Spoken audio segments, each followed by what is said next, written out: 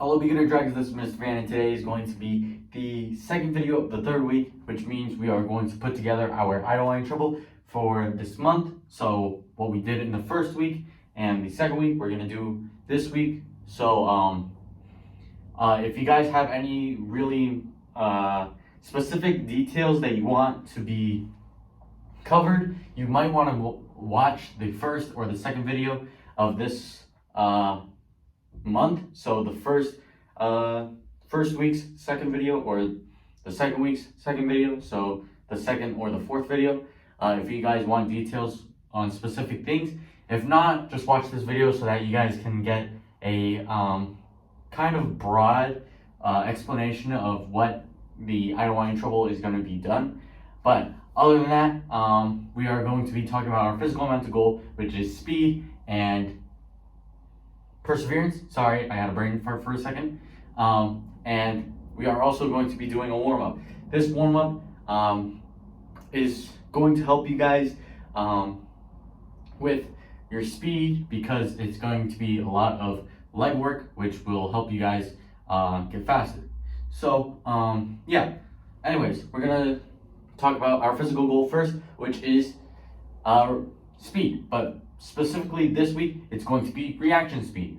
On Monday, I was talking about basketball a lot, and how after you shoot a ball towards the hoop, you guys usually run for the ball if you guys miss. So if I miss my shot, I run towards the ball and I try and react to where the ball is so I can get it, and then I can shoot another shot if I missed, or if I made it in, I can give it to the referee, and then they can pass the ball to whoever is next, basically. So that is something with basketball. You guys can do this with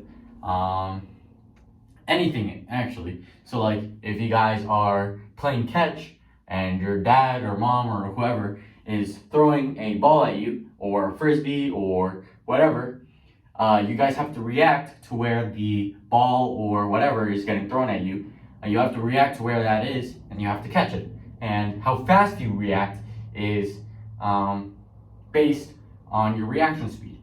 So the basketball that I was talking about, how fast you get to the ball is your reaction speed. Or if you guys are playing catch, however fast you catch the thing. So if the thing that was thrown at you is way behind you and then you try and catch it, that is really slow reaction speed. If the thing is way in front of you and you try and catch it, that is too fast of reaction speed.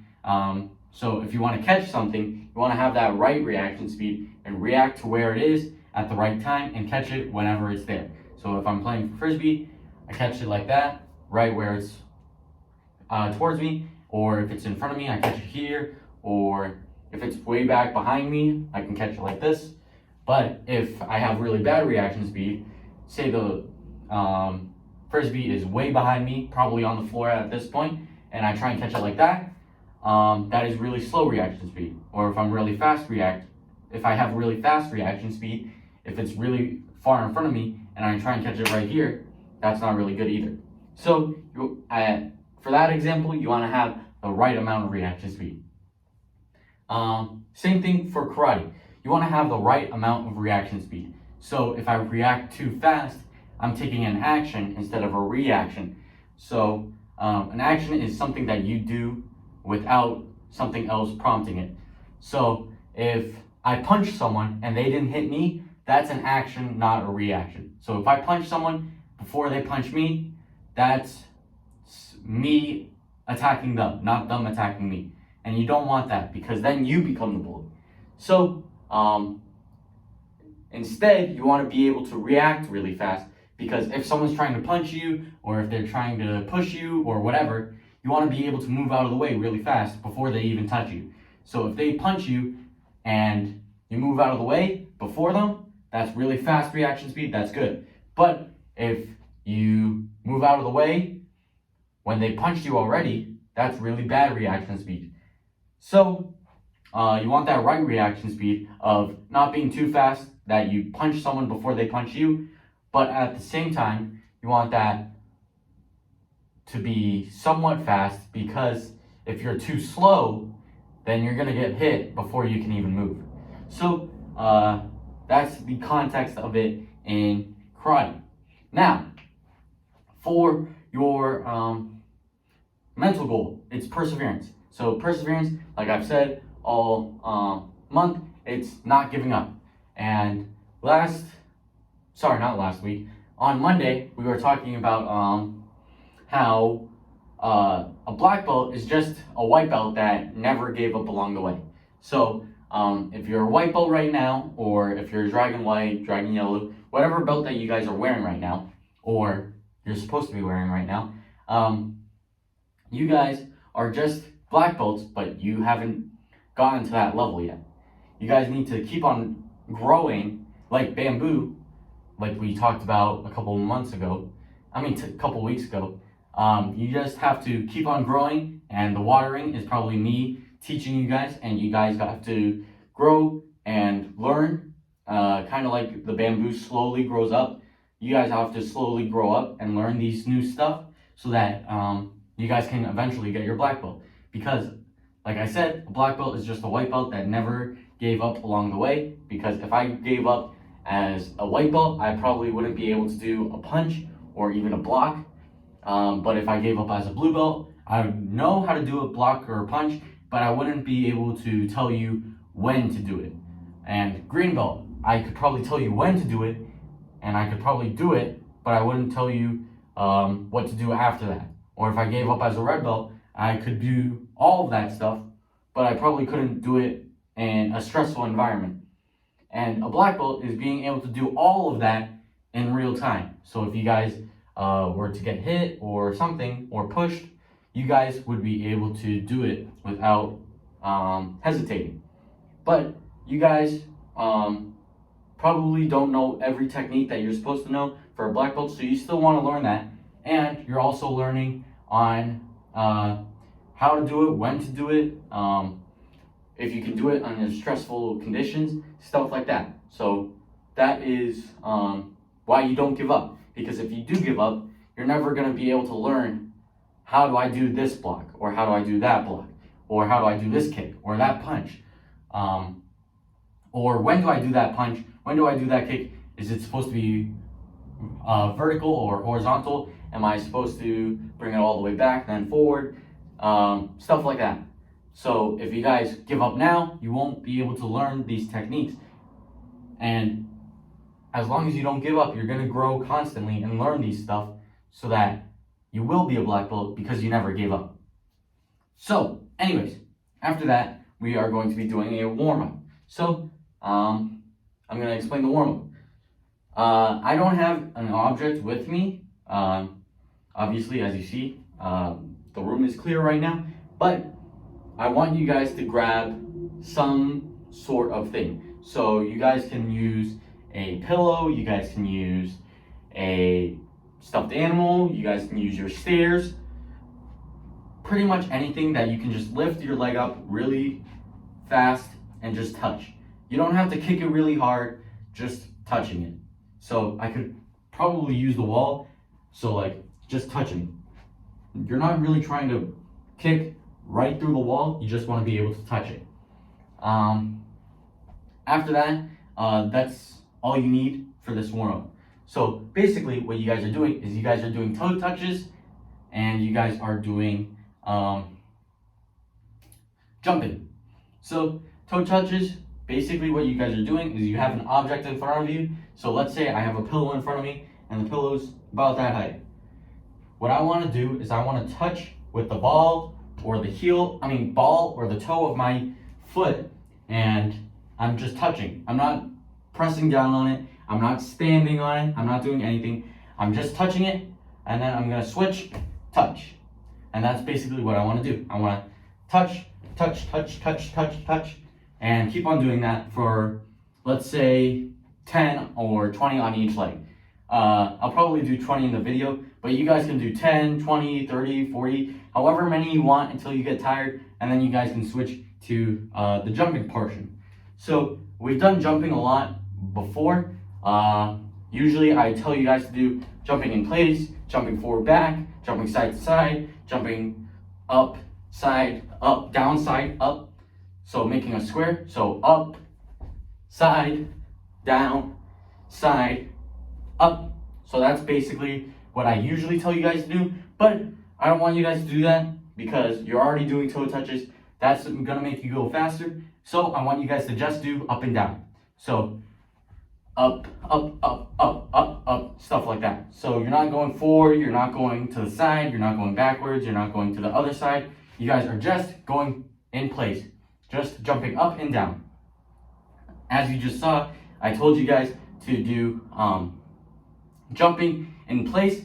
So when you guys do that, you want to make sure that instead of jumping, taking a pause in between and then jumping, I want you guys to recognize that when I did it, I'm just jumping right off the ground when I touch it.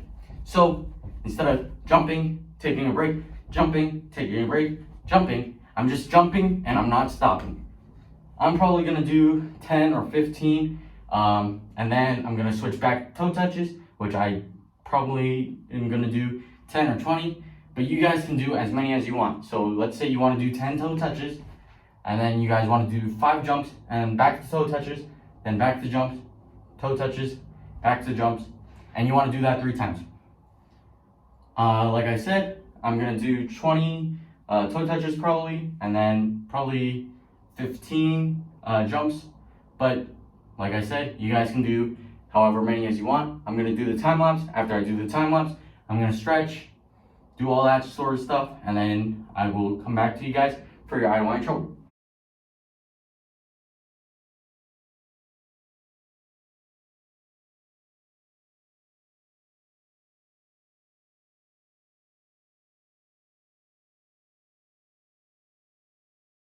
So I'm back, and like I always say, you guys should stretch. It doesn't matter if you guys do it after the warm-up or after learning all your stuff. I just want to make sure that you guys stretch so that you guys don't break anything. Because if you don't stretch, you don't touch your toes, you don't do this sort of stuff, you can tear a muscle really easily. So make sure you do that so that if you guys are going on a run, or if you guys are gonna play your basketball game, or if you guys are doing karate, you guys don't sprain anything, you guys don't tear anything, you guys don't pull any muscles. Just make sure you stretch so that you guys don't get hurt. So if you guys want to pause the video and then stretch after that, you guys can. Or if you guys want to stretch after learning your I don't want any trouble, you guys can do that as well. So now we're just gonna do our I don't want any trouble. It's gonna be pretty simple. So let's get into it. So we did this in the first and second week. This week I'm just gonna do it really really just review. It's not gonna be in detail. I'm not gonna tell you your punch should be vertical or horizontal, or you're blocking with this part of your hand, or your hand is supposed to be open and you're doing this. No, I'm not telling you all those little details. You guys probably know that from week 1 and week 2. This week is just putting them together so that when you guys get to strike test, you guys can do it really smoothly and pretty easily, so that in the next month or whatever month you're going to do review, you guys can just do it, and then we'll add on some details so that you guys can do it if someone tries to hurt you. So we're gonna do our intro. Sorry, that wasn't English. We're gonna do our I don't want any trouble now. That was really weird English before. But anyways, we put our hands up, we say I don't want any trouble, we get into our guard stance.